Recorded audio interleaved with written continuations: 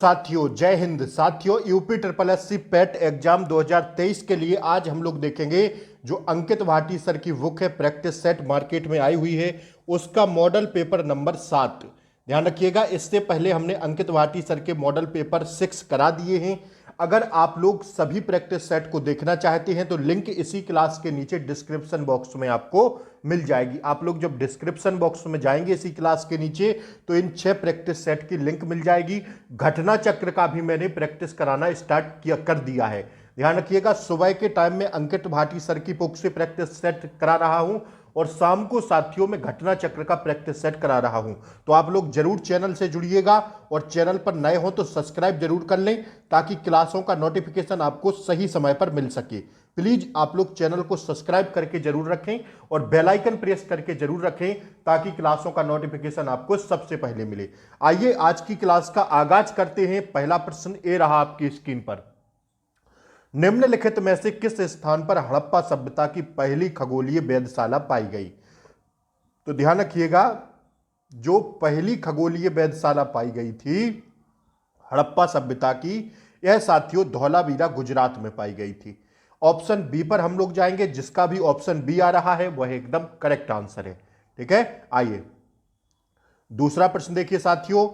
मैं जितने भी प्रश्न आपको कराऊंगा जीके जीएस के सारे प्रश्न मैं आपको करा रहा हूं प्रैक्टिस सेट के माध्यम से। आप लोग अपना टारगेट बाद में जरूर बताया करिए कि सर मेरा आज इतना सही हुआ है। ठीक है, प्रैक्टिस जरूर करिएगा। अब खाली बचे हुए दिनों में आपको प्रैक्टिस करना है।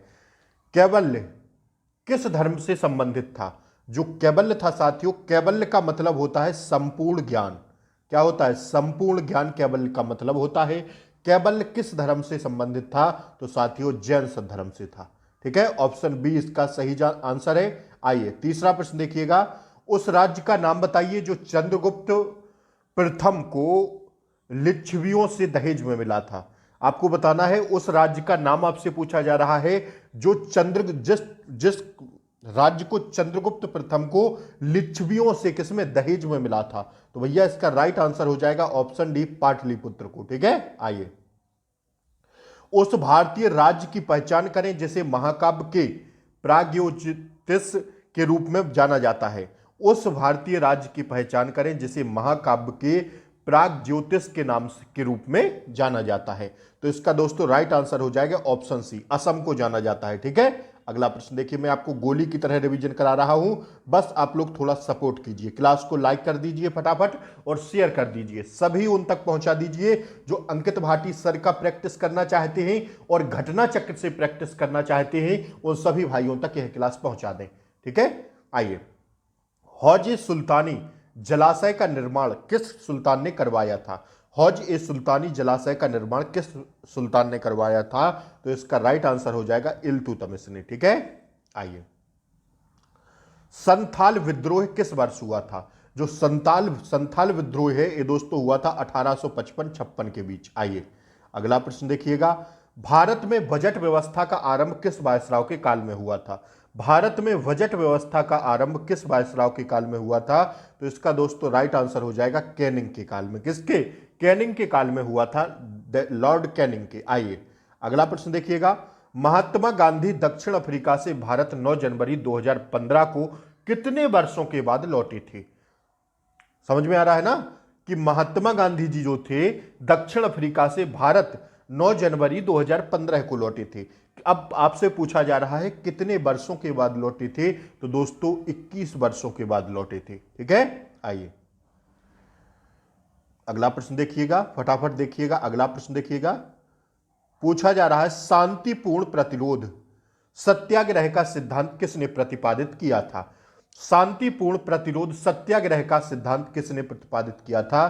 तो इसका राइट आंसर हो जाएगा अरविंद घोष ने। ठीक है, आइए किस अधिनियम को भारत में सांप्रदायिक निर्वाचन का जनक कहा जाता है? किस अधिनियम को भारत में सांप्रदायिक निर्वाचन का जनक कहा जाता है? तो दोस्तों इसका राइट आंसर हो जाएगा मार्ले मिंटो एक्ट 1909 की। ठीक है, मार्ले मिंटो एक्ट 1909 की निर्वाचन का जनक कहा जाता है, सांप्रदायिक निर्वाचन का जनक कहा जाता है।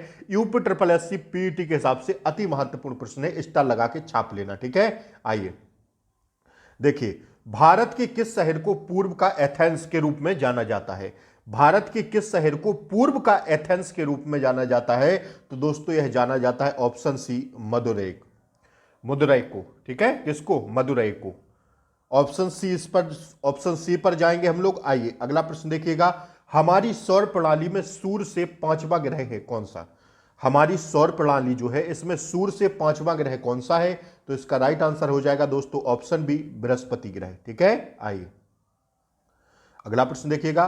ध्यान रखिएगा साथियों, सुबह के टाइम लगभग 10 बजे मैं आपको यह क्लास दे दूंगा पर डे, और शाम को साथियों 7 साढ़े 7 बजे के बीच आपको घटना चक्र के प्रैक्टिस सेट की क्लास दे दूंगा, 7 से 8 के बीच में, और यहां 10 से 11 के बीच में। दोनों क्लासें आपको पेट परीक्षा तक मैं पूरी कवर करवा दूंगा। ठीक है, तो विशेष ध्यान रखिएगा, चैनल को सब्सक्राइब करके जरूर रखिएगा ताकि क्लासों का नोटिफिकेशन आपको सही समय पर मिल सके। यह जिम्मेदारी आपकी है, पढ़ाना हमारी जिम्मेदारी है। ठीक है ना। आइए 2011 की जनगणना के अनुसार साक्षरता दर का निम्नलिखित में से कौन सा जोड़ा सही है? तो भैया साक्षरता दर का जो जोड़ा सही होगा वह केवल एक सही होगा, क्योंकि 2011 की जनगणना के अनुसार पुरुषों की जो साक्षरता दर है वह 82.14% में है, महिलाओं की साथियों 74.4 नहीं साथियों, महिलाओं की थी 65.46%। ठीक है, तो यह जोड़ा गलत है, केवल एक सही हो जाएगा। तो दोस्तों ऑप्शन ए इसका राइट आंसर, बी सही आंसर है। आइए देखिए, भारत में किस खाद्यान्न में सोने के भंडार पाए जाते हैं? भारत की किस खदान में सोने के भंडार पाए जाते हैं? सॉरी, भारत की किस खदान में सोने के भंडार पाए जाते हैं? तो दोस्तों यह पाए जाते हैं किस में? ऑप्शन सी, कोलार में। ठीक है, आइए देखिए अगला प्रश्न। भारतवर्ष में खरीफ की फसल की कटाई वर्ष के किन महीनों में की जाती है? भारतवर्ष में खरीफ की फसल की कटाई वर्ष के किन महीनों में की जाती है? तो दोस्तों यह की जाती है ऑप्शन सी, सितंबर व अक्टूबर में। ठीक है, आइए देखिए यह प्रश्न देखिए अति महत्वपूर्ण है, इकोनॉमी के हिसाब से देखिएगा, इकोनॉमिक्स के हिसाब से अति महत्वपूर्ण है। वस्तुओं और सेवाओं पर लागू जीएसटी दरें हैं। छाप लेना साथियों, यह प्रश्न छपेगा, आपको परीक्षा में देखने को मिलेगा। ठीक है, वस्तुओं और सेवाओं पर लागू जीएसटी दरें हैं क्या? 0%, 5%, 12%, ठीक है, 18% और 28%। यही क्रम सही है, ऑप्शन सी पर जाएंगे हम लोग, दैट्स योर आंसर। स्क्रीनशॉट लेके रखना इस प्रश्न का। ठीक है, आइए भारत में आर्थिक सर्वेक्षण सरकारी स्तर पर, भारत में आर्थिक सर्वेक्षण सरकारी स्तर पर प्रतिवर्ष कौन प्रकाशित करता है? भारत में आर्थिक सर्वेक्षण सरकारी स्तर पर प्रतिवर्ष कौन प्रकाशित करता है? तो दोस्तों यह करता है कौन? वित्त मंत्रालय। ठीक है, ऑप्शन सी पर जाएंगे हम लोग। आइए 18वां प्रश्न देखिएगा। भारत में राष्ट्रीय मानवाधिकार आयोग निम्नलिखित में से किस मंत्रालय के अधीन है? भारत में राष्ट्रीय मानवाधिकार आयोग निम्नलिखित में से किस मंत्रालय के अधीन है? तो इसका राइट आंसर हो जाएगा ऑप्शन ए, गृह मंत्रालय के अधीन है। ठीक है, आइए यदि किसी अर्थव्यवस्था में मुद्रास्फीति लगातार बढ़ रही है, यदि किसी अर्थव्यवस्था में मुद्रास्फीति लगातार बढ़ रही है तो तर्कीय बैंक तो केंद्रीय बैंक डैश डैश डैश हो सकता है कैसा? तो केंद्रीय बैंक हो सकता है क्या साथियों? ध्यान रखिएगा ऑप्शन डी, स्टेट बैंक होगा। ठीक है, स्टेट बैंक होगा केंद्रीय बैंक। ध्यान रखिएगा इस बात को, अति महत्वपूर्ण प्रश्न है। आइए अगला प्रश्न देखिएगा आप लोग। भारत में बैंकों का प्रथम बार राष्ट्रीयकरण कब किया गया था? तो भारत में बैंकों का प्रथम बार राष्ट्रीयकरण किया गया था दोस्तों, कब किया गया था? ऑप्शन बी, 19 जुलाई 1969 को। अब आप लोग दूसरा राष्ट्रीयकरण बताइए कब किया गया था, कमेंट बॉक्स में जवाब लिखिएगा। आइए भारत के राष्ट्रपति को महाभियोग द्वारा हटाने की प्रक्रिया निम्नलिखित में से किस अनुच्छेद में वर्णित थे? तो आप सब लोग जानते हैं भैया किस में है, ऑप्शन बी पर जाएंगे, 61 में। ठीक है, महाभियोग किसके अंतर्गत आता है? आर्टिकल 61 के अंतर्गत। ठीक है, आइए अगला प्रश्न देखिए, थोड़ा छोटा करना पड़ेगा इस प्रश्न को। ठीक है ना, देखिए सूची फर्स्ट को सूची सेकंड से सुमेलित कीजिए तथा नीचे दिए गए कूट का सही जवाब दीजिए। तो साथियों यह हो जाएगा जो चतुर्थ है साथियों, जो चतुर्थ वाला है, चतुर्थ सूची आती है राज्यसभा में सीटें। ठीक है, ए का हो जाएगा 3। तो इस हिसाब से अगर हम लोग देखेंगे तो ऑप्शन सी पर जाएंगे हम लोग। ठीक है, ज्यादा नहीं सोचना है, ऑप्शन सी पर जाएंगे। देखिए ठीक है, ऑप्शन सी पर चले जाएंगे, इसका राइट आंसर हो जाएगा ऑप्शन सी। देख लेना, आप लोग स्क्रीनशॉट ले लीजिए इस प्रश्न का। ठीक है,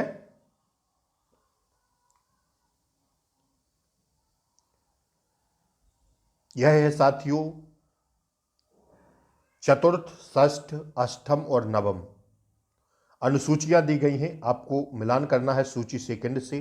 तो देखिए, चतुर्थ आती है इसके अंतर्गत राज्यसभा में सीटों के अंतर्गत चतुर्थ अनुसूची, और षष्ठम आती है साथियों जनजातीय क्षेत्र के अंतर्गत, और नौवीं में साथियों भाषाओं का उल्लेख है, और अष्टम में भूमि सुधार है। सॉरी, एक सेकंड रुकिएगा।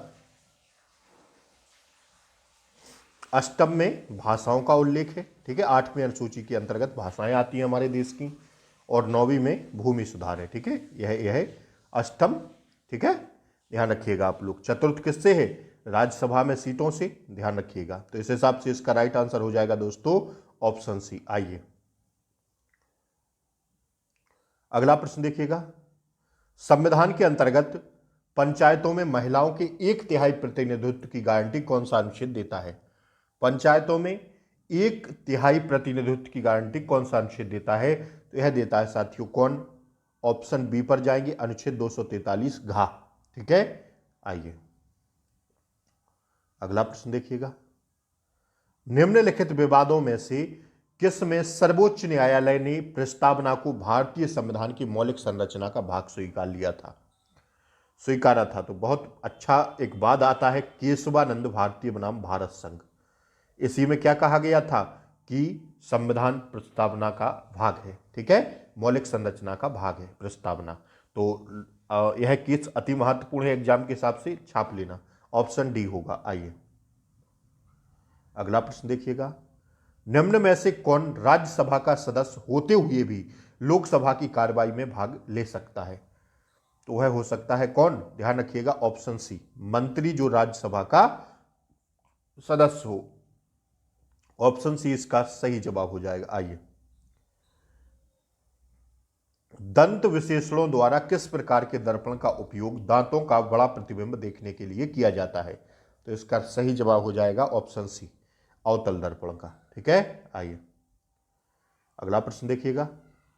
कृत्रिम उपग्रह में संचार के लिए का प्रयोग किया जाता है। संचार के लिए किसका प्रयोग किया जाता है कृत्रिम उपग्रह में? तो इसका सही जवाब हो जाएगा दोस्तों ऑप्शन ए, रेडियो तरंगों का। आइए, कैल्शियम सल्फेट हाइड्रेट को सामान्य रूप से किस नाम से जाना जाता है? कैल्शियम सल्फेट हाइड्रेट को सामान्य रूप से किस नाम से जाना जाता है? तो इसको जानते हैं सामान्य रूप से जिप्सम के नाम से। ठीक है, आइए, नीला लिटमस पेपर अम्लीय घोल के संपर्क में डैश डैश डैश हो जाते हैं, कैसे? नीला लिटमस पेपर जब अम्लीय घोल में जाता है तो उसके संपर्क से कैसा हो जाता है? ध्यान रखिएगा, बहुत बचपन में पढ़े होंगे, लाल हो जाता है। ठीक है, ऑप्शन सी इसका करेक्ट आंसर होगा। अगला प्रश्न देखिएगा। जेलीफिश किस संघ का एक उदाहरण है? जेलीफिश है साथियों संघ नीडेरिया का। तो साथियों आज के लिए इतना ही। 30 क्वेश्चन जीएस का मैंने आपको आज कंप्लीट कराया। अपना टारगेट जरूर बताएं, आपका कितना सही हुआ 30 में से। और चैनल पर नए हो तो सब्सक्राइब कर लें, बेल आइकन प्रेस कर दें ताकि क्लासों का नोटिफिकेशन आपको जरूर मिल सके। शाम को घटना चक्र के साथ मिलते हैं साथियों, ध्यान रखिएगा। सारी क्लासें आप लोग देख लीजिएगा। अभी इसके करंट और हिंदी के प्रश्न बच रहे हैं तो वो भी मैं कराऊंगा। ठीक है, बचे हुए 4 दिनों में अभी मैं जीएस के करवा रहा हूं। आप लोग बस चैनल पर बने रहिए, पूरी गारंटी मेरी है, दोनों प्रैक्टिस सेट समाप्त करवाएंगे। ठीक है, घटना चक्र का मैं पूरा 50 प्रश्न आपको करा रहा हूं, तो जरूर जुड़िएगा। ठीक है, और अपने दोस्तों यारों को भी जोड़िएगा। ठीक है, थोड़ा सपोर्ट कीजिए। जय हिंद, मिलते हैं फिर शाम को घटना चक्र के साथ। तब तक के लिए जय हिंद, टेक केयर, बाय बाय, नमस्कार।